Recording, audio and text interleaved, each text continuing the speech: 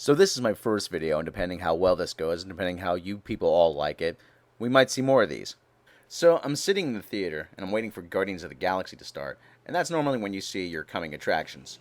Rom-coms, action movies, and my current scourge of the movie industry. Want to guess who it is? Jennifer Aniston? No, let's save that for another time. Seth Rogen.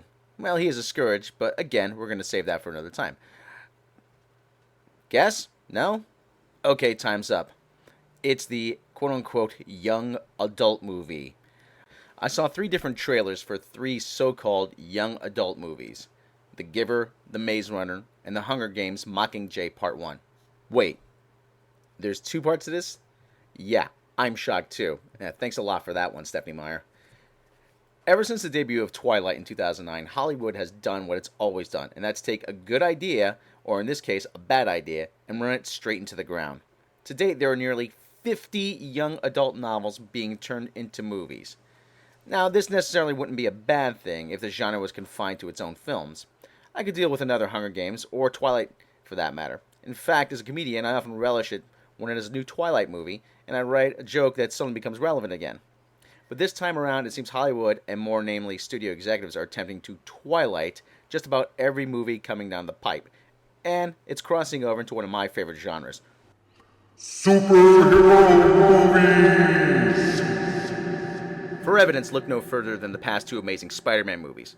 Apart from the fact that Sony, to keep the rights from reverting back to Marvel, decided to reboot Spidey while the Tobey Maguire films were still fresh in everybody's memory, Peter Parker has gone from being a shy, socially awkward, dweeby science nerd to being an amalgamation of just about every tween stereotype there is these days. Seriously, he's gone from being the everyman to being Poochie. If you've seen the casting for the new Fantastic Four movie, it suffers from the exact same affliction. You've taken what are a group of friends who are a surrogate family led by an experienced scientist and his buddy, a seasoned military pilot, to what looks like the cast of a CW drama. So what got us to this point? There's a lot of theories, but this is my own personal one, and it's supported by box office numbers. Did you go see The Avengers? Great!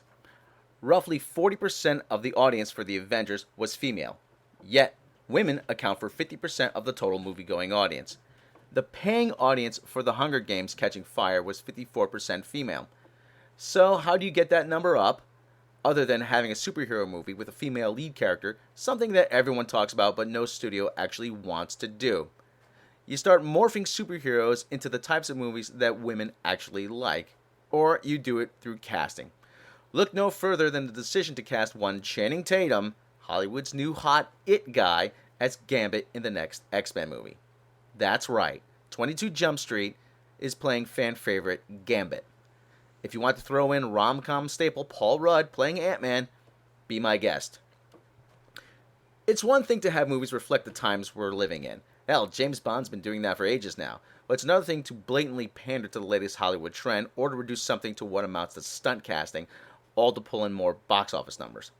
Now, I'm not saying women shouldn't be in the audience for superhero films. On the contrary, they should appeal to the widest audience possible. But it should be done by making the best movie possible, not through casting by focus groups who want to make sure you hit all the possible demographics you can. This is one area that Marvel gets right more than anyone else, with a few exceptions. In case you didn't know this, Tom Cruise was nearly cast as Iron Man. That's right, Top Gun as Iron Man.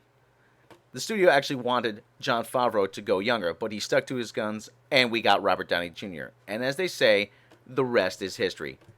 In 10 years, we'll be watching Iron Man, and it'll still seem like a fresh movie to us. In 10 years, we'll be watching The Amazing Spider-Man, and it's going to seem horribly dated. Superheroes have been around with us for 50-odd years, not because they're trendy, but because they're enduring classics. See you next time.